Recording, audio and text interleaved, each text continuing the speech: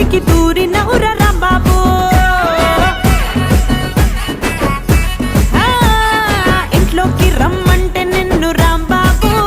అరే ఇలేబీకి పందిరి వేస్తవి రాంబాబు